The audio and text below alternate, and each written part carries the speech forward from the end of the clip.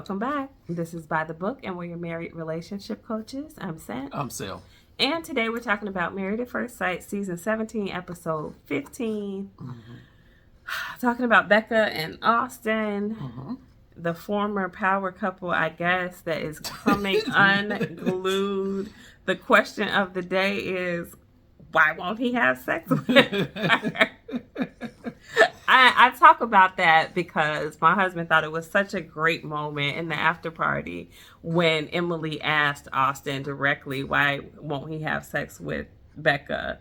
And it was an uncomfortable moment for him. It was an uncomfortable moment for me. I mean, I think you were happy about it, and I was like, it was cringeworthy for me because, first of all, you wouldn't ask a woman that directly. So, and I think it's very personal.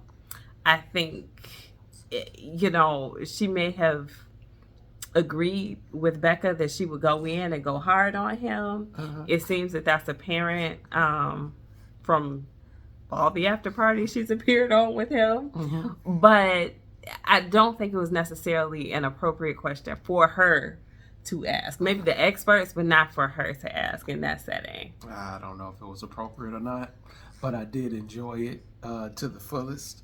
What's the right answer? The truth. What? And okay. That's what she was. Can you she give was me trying to an get the example of an answer, and then maybe we can talk about how that plays out. Okay. We haven't talked about this, so this is kind of off the cuff. Yeah. But what would be an answer? What would be an answer if I'm Austin? Tell the truth. You're gay.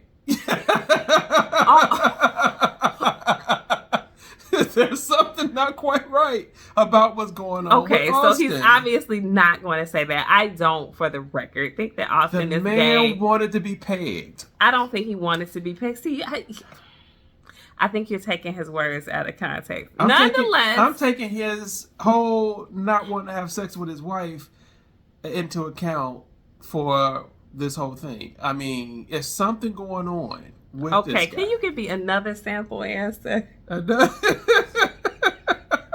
This needs editing.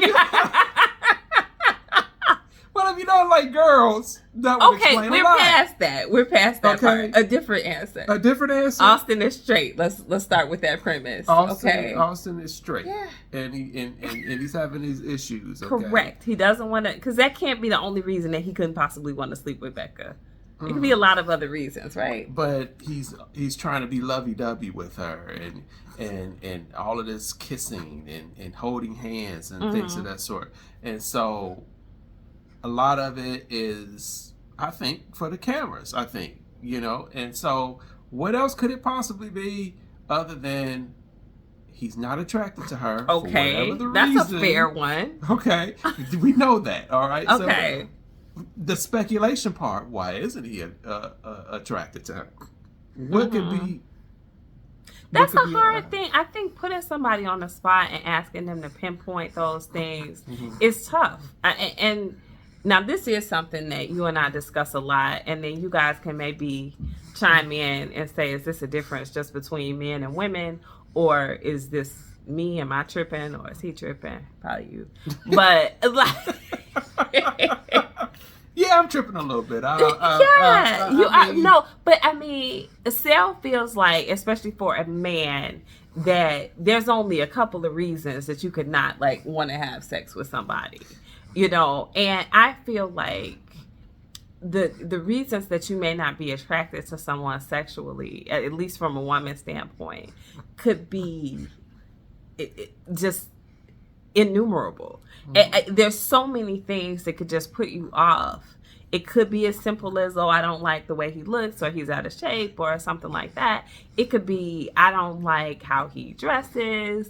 I don't like how his voice sounds. I don't like how he chews his food. There's a lot of things that can put you off and make you be like, I just can't see it. And maybe I'm wrong. Maybe I'm very particular. I'm not sure. But I think that for women, it's very nuanced in a way that it isn't for men. It's definitely not. I mean, there's only one or two reasons why a man that's climbing into bed with a woman night after night and says that she's attractive. in an abstract kind of way. Says that she's an attractive lady, but yet you're not attracted enough to her to want to have sex with her. There's only one or two reasons why. I mean, come on. The bottom line is that men a lot of times will have sex with an animal, bestiality, and all that stuff. So. Sale is killing me today.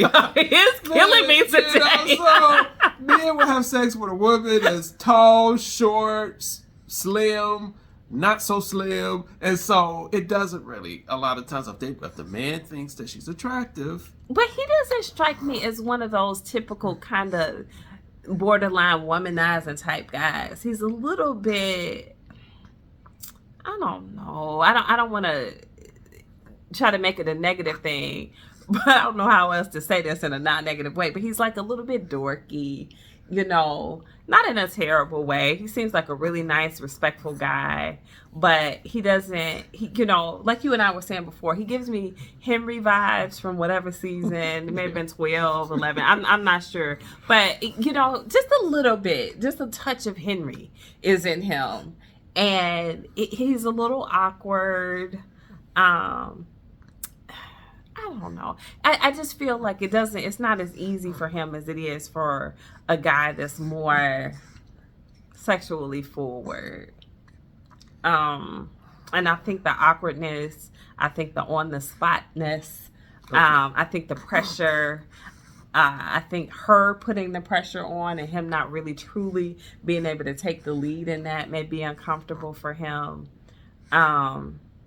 Or he just may not be attracted to her truly, but he thinks that she's a nice person, a good person, but he can't quite seal the deal because he's like, yuck, something yuck. Yeah, something yuck. Yeah, I mean, who knows?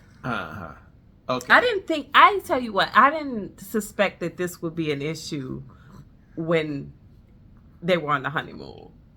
I didn't think we would be here. I kind of sensed that it would. Really? To be honest, to the degree that it is, no, I did not. But I did kind of sense that they were going to have some of these issues. I thought they were going to have spiritual conflict, which they kind of have, but I don't know if that's what's really leading to the sexual conflict. But maybe that is too. Well, his communication on all of it is really the conflict because she can't get a straight answer from him. Because you can't have sex when there's a cat in the house, and that was funny. And I feel bad because I know a lot of people are going to roast him for that, like, oh, that's just an excuse. But if you've ever had severe allergy issues, and I can imagine that you have. I mean. He has like allergy type things that go on. She said that. And so if you have them, it makes you miserable. I rarely have had an allergic reaction to something. Usually it's like if I have an allergic reaction to something that I eat and then the next day I have all this horrible sinus. And if he had that going on, I could imagine that being involved with her in any kind of way was the farthest thing from his mind because all you want to do is go back to bed by yourself. Okay. All right. Well, this is what I kind of like. Let me go more, I guess, professional with it. I've kind of like given you the real deal as far as how a man is going to think. Right? But from a standpoint of understanding that men require in a relationship, 9 times out of 10, a man is probably gonna require more sex than a woman does, and considering that she wants to have sex with him, and this is a fundamental need. Okay, this is a fundamental need, and she's the one that wants to have sex, and he's the one that's unwilling. That's telling me a lot, and it's telling me that there's something on a primordial base level that is not, he's not saying something that needs to be said, okay? And if it's not that she doesn't have the parts that he wants her to have or wants him to have, if it's not that, then I don't know what else it is at this particular point, to be honest with you. Let me tell y'all something. I don't know. This is full disclosure. Sal may or may not have had a couple of sips of wine, and he is in rare form tonight. All right, let's just leave it at that. Anyway, yeah, I mean, we could go back and forth with this. I don't know. You know, you guys let us know what you think. But I think that I have to give him the benefit of the doubt to say that he is uncomfortable with maybe the process, and he's uncomfortable because he said he normally moves slow. Now, please tell me I'm not putting words in his mouth, because I thought I heard him say he usually takes 2 or 3 months to get to a level of intimacy like with women like that. And this process is not 2 or 3 months, or at least they haven't been through 2 months yet. Yeah. So if what he's used to is something that feels a bit more organic, I certainly can understand that, because this process is going to feel anything but organic, because it's an arranged marriage, for goodness sake. That is not normal for people in America. It's just not. So for him, he's like, gosh, trying to just throw myself into this process. Sure, he knows what he signed up for. He signed up for it on paper. But that does not mean that you know what you're going to feel like when you get to that altar, when you get to that hotel room, when you get to the honeymoon, when you get back to a brand new place together with this person that's going to be your new dwelling for the next 8 weeks. I mean, I can imagine that it is uncomfortable. I know as a woman, I can only speak from my position. I think that would be horribly uncomfortable for me. I think it would feel like anything but organic. And I don't think that if I was in that process at their age or any age, I would feel okay with consummating the marriage within 8 weeks. I get it. And I think from looking at it as far as, I think what a great many women are probably going to feel like that, I think, the way that you just described. And I understand that. But from a man's standpoint, and I know everything that you just said, I totally get it. And even if he is uncomfortable, hey, you got cameras around, you got camera people around, you got producers around, you got so-called experts in and out of your house, you know, it's a lot of moving pieces. I get it. But here's the thing. They are not there 24/7. So when they leave, it's just them two.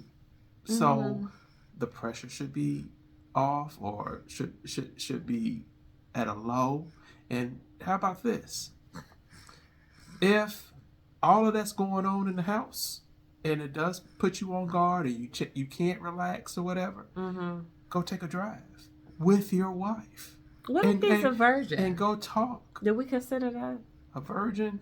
I know we didn't, but still, I don't think that's gonna cover it. But that would change things. What it is? I think if he's a virgin, I think you say it, and I think, and I don't think, and I think that question did kind of like come up.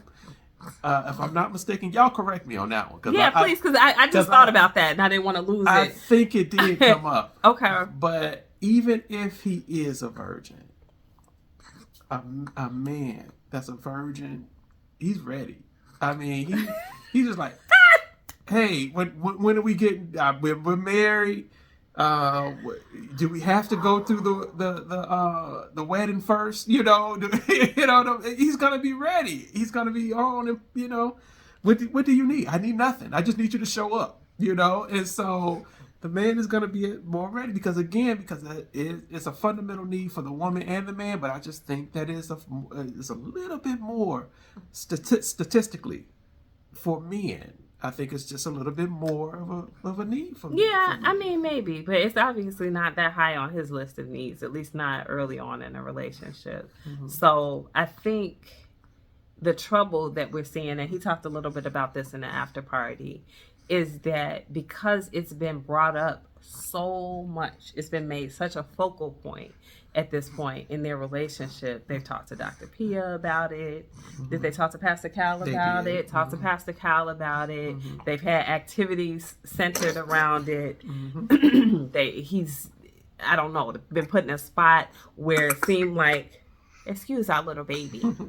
I'm sitting lopsided right now because he is just not wanting to be put down. Anyway, you know, it's just been talked about and gone over so much for him that I don't think that pressure is removed whether the cameras are there or not. Why? Because the cameras will be there the next day and the interviewers will be there the next day to say, did you guys consummate the marriage? There's going to be questions about it. They're going to be talking about it. Emily. But Becca is going to be talking about it to Emily. I don't know. I just think that we backed him into such a corner that he can't gain a sense of comfort anymore. I don't think they're going to consummate the marriage before the 8 weeks because I don't think now he can relax. He can't let his guard down at all. You know what I generally say, and I know some of you who watched our videos in the past, I would say for the woman, you know, that, hey, I know your fundamental need, most women's fundamental need is communication and to feel safe. And so, with understanding that, I would tell the husband, the men that watch these videos, that I know your fundamental need is for respect and for sex. I get it, you know? And so I would tell the man, hey, you're going to have to talk more, you know, to be able to relate to your wife. And the wife, yeah, you're going to have sex a little bit more than probably what you want to in order to relate to your husband.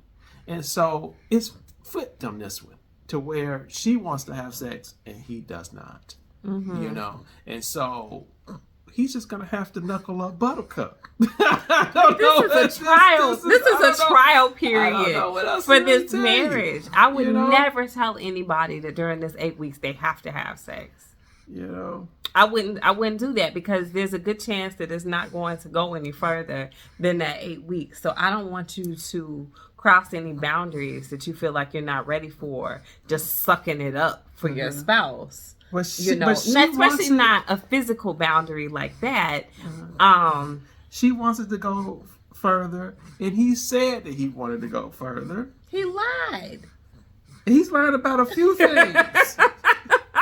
He obviously does not want to go further yet. Either he doesn't want to go further yet, or there's so much pressure put on it, he can't really rise to the occasion when it comes to it. Like, I mean... Say that again. I think I'm done with him. Yeah, he's struggling. Yeah, he's mightily. Definitely struggling. All right, guys. Well, let us know what you think. Do you think that Emily's question was appropriate? What do you think would have been a reasonable answer for him to give? What do you think is the real answer if he was perfectly honest? And do you think that they have a path forward? Or are we stuck with hoping for Michael and Chloe at this point? So, anyway. What season are we in? 17. We're hoping for season 18. Come on. That's what we're doing. Drop those comments below, guys. I'm about to cut him off the wine. Like, share, subscribe, and we'll talk to you all soon. Bye.